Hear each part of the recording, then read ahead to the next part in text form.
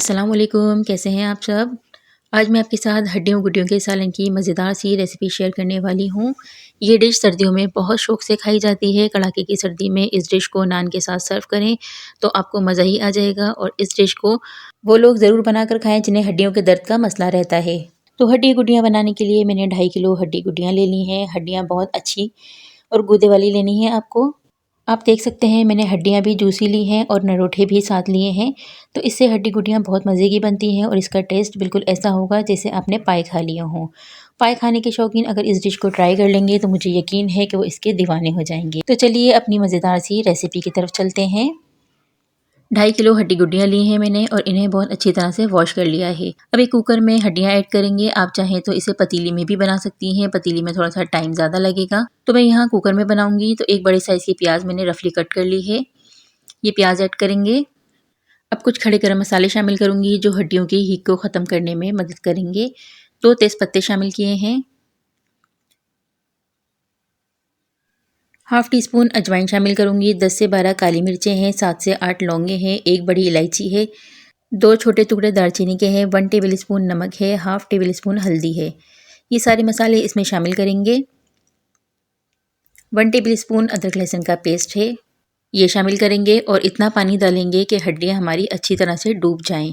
एक ही बार में ज़्यादा सा पानी डालकर हड्डियों को पकने के लिए रख देंगे। ऐसा नहीं करना कि बार बार आप पानी डालते जाएं। ऐसा करने से हड्डियों में जो लेस और चिपक पैदा होगी वो बार बार पानी डालने से ख़राब होगी। इसीलिए एक बार ज़्यादा सा पानी डाल के हड्डियों को पकने के लिए रख देंगे। अच्छी तरह से मैंने मिक्स कर लिया है इसे। अब मैं इसे तकरीबन 1.5 से 2 घंटे के लिए पकने के लिए छोड़ दूँगी। अगर आप पतीली में बनाएंगे तो आपको 3 से 4 घंटे लग सकते हैं। मैं कुकर में बनाऊंगी तो मेरा काम ज़रा जल्दी हो जाएगा। 1.5 से 2 घंटे में ये हड्डी गुड्डियों का सालन तैयार हो जाएगा। अब मैं इसमें से हड्डियों को अलग कर लूँगी और यखनी को अलग कर लूँगी। किसी भी छन्नी की मदद से इस तरह से हड्डियों को अलग कर लेंगे। हड्डी गुड्डी बहुत अच्छी तरह से गली हुई है तो बहुत ध्यान से ये काम करना है, कहीं ऐसा ना हो कि हड्डियों पर से बोटियाँ अलग हो जाएं। सारी हड्डियाँ इस तरह से अलग कर लेंगे। हड्डियाँ और यखनी अलग करने की एक ख़ास वजह है जो मैं आपको आगे चलकर बताती हूँ।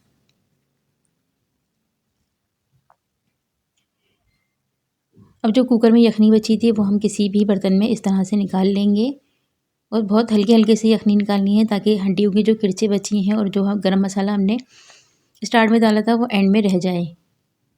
जब हम हड्डियों को गलाने रखते हैं तो इस तरह से हड्डियों की किरचें रह जाती हैं जो बाद में सालन को ख़राब करती हैं। इसलिए इसे रिमूव करना बहुत ज़्यादा ज़रूरी है, वरना ये शोरबे में आती हैं तो अच्छी नहीं लगती हैं। अब एक पतीली में आधा कप के करीब ऑयल शामिल करेंगे। ये कुछ खड़े गरम मसाले शामिल करेंगे। जो खड़े गरम मसाले हमने पहले डाले थे वो हमने रिमूव कर दिए हैं। वो हड्डियों की हीक को ख़त्म करने के लिए हमने शामिल किए थे। अब 2 टीस्पून के करीब अदरक लहसुन का पेस्ट शामिल करेंगे। 1 मिनट तक अदरक लहसुन की अच्छी तरह से भुनाई करेंगे ताकि इसका कच्चापन दूर हो जाए। जितनी अच्छी हम मसालों की भुनाई करेंगे उतना ही अच्छा हमारा सालन तैयार होगा। तो अदरक लहसुन की अच्छी तरह से भुनाई करने के बाद अब मैं इसमें एक बड़े साइज़ की प्याज मैंने पेस्ट बना कर रखी थी वो शामिल करूँगी। अब प्याज शामिल करने के बाद मैं इतनी देर तक इसकी भुनाई करूँगी कि प्याज का कच्चापन भी दूर हो जाए और ये अच्छे से भुन भी जाए। जब तक इसका कलर चेंज नहीं होगा मैं इसकी भुनाई करती रहूँगी। आप भी मेरी इस रेसिपी को कंप्लीट वॉच करके फॉलो कीजिएगा तो आपको भी बिल्कुल पाए जैसा टेस्ट मिलेगा। जितना अच्छा आप हड्डियों को गलाएंगी उतना ही अच्छा अरोमा निकल कर आएगा और आपको बिल्कुल पाए जैसा टेस्ट मिलेगा तो आपको भी मज़ा आ जाएगा। रेसिपी को कंप्लीट वॉच कीजिएगा। अब मैं इसमें 1.5 टीस्पून लाल मिर्च पाउडर ऐड करूँगी। लाल मिर्च पाउडर आप अपने टेस्ट के हिसाब से ऐड कीजिएगा। हल्दी हमने स्टार्ट में भी डाली थी तो मैं 1/2 टीस्पून से भी कम हल्दी ऐड कर रही हूँ। 2 टीस्पून पिसा हुआ धनिया शामिल करूँगी और इस मसाले को अच्छी तरह से भून लूँगी। मसाला भूनते हुए अगर हमें पानी की ज़रूरत पड़ेगी तो हम वही यखनी ऐड करेंगे जो हमने अलग करके रखी है। मुझे भी यहाँ थोड़ी सी पानी की ज़रूरत थी तो मैंने यखनी शामिल की है। अब मैं इस मसाले को अच्छी तरह से भून लूँगी। अब मैं इसमें थोड़ा सा नमक शामिल करूँगी। याद रहे कि हमने जब हड्डियाँ बॉयल करने रखी थी तब भी हमने नमक शामिल किया था, तो नमक अपने हिसाब से आप ऐड कीजिएगा। मैंने थोड़ा सा नमक ऐड किया है। अब मैंने मसाले को इतना भून लिया है कि इसका ऑयल सेपरेट हो गया है। अब 1 कप दही को मैंने फेंट लिया है वो शामिल करूँगी। आँच को मैंने बिल्कुल स्लो कर दिया है। स्लो आँच पर ही दही शामिल किया जाता है वरना दही फट जाता है। दही शामिल करने के बाद इसको इतनी देर तक भूनेंगे कि दही की सफ़ेदी ख़त्म हो जाए और ऑयल सेपरेट होने लगे। रेस्टोरेंट वगैरह में जो पाए मिलते हैं उसमें चिकन पाउडर का या फिर चाइनीज़ सॉल्ट का यूज़ किया जाता है। अगर आप चाहें तो चाइनीज़ सॉल्ट ऐड कर सकते हैं। अगर आप चाइनीज़ सॉल्ट नहीं खाते तो यहाँ इस स्टेज पर आप एक चिकन क्यूब भी ऐड कर सकते हैं, उससे इसका फ्लेवर बहुत ज़्यादा अच्छा हो जाता है। और अगर चिकन पाउडर ऐड करना चाहते हैं तो 1.5 टेबल स्पून आप चिकन पाउडर भी शामिल कर सकते हैं। अब मैं इसमें हड्डी गुटियाँ शामिल करूँगी जो हमने बॉईल करके रखी थी। अब मसाले के साथ हमें 1 से 2 मिनट के लिए इन हड्डियों को भून लेना है ताकि हड्डी गुटियों में मसाले की अच्छी सी खुशबू आ जाए। अच्छी तरह से इसकी भुनाई कर लेंगे। चमचा बहुत एहतियात से चलाइएगा कि ऐसा ना हो कि हड्डियों पे से सारी बोटियाँ अलग हो जाएं। हड्डियों का सालन बहुत ज़्यादा फ़ायदेमंद होता है। आप भी इस रेसिपी को ज़रूर ट्राई कीजिएगा। ये डिश हड्डियों को मजबूत करती है और हड्डियों में लेस पैदा करती है।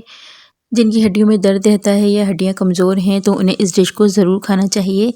ये उनके लिए बहुत फ़ायदेमंद साबित होगी।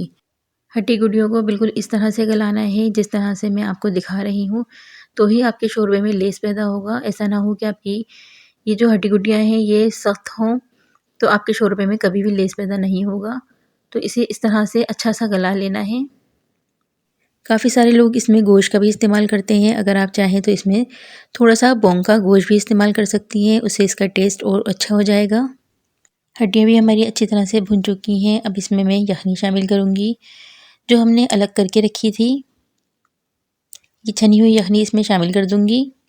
शोरबा यहाँ बहुत ज़्यादा नहीं बनाना है, बस इतना ही बनाना है कि हड्डियाँ हमारी हल्की हल्की सी नज़र आएँ। अगर आपने बहुत ज़्यादा शोरबा कर दिया तो इसमें वो चिपक और लेस ख़त्म हो जाएगा जो हमने हड्डियों को गलाकर हासिल किया है। अब यखनी शामिल करने के बाद इसे अच्छी तरह से चला लेंगे ताकि मसाला और यखनी यकजान हो जाए। अब इस स्टेज पे हम नमक चेक कर लेंगे। अगर नमक हमें कम लगेगा तो हम नमक थोड़ा सा और शामिल कर देंगे।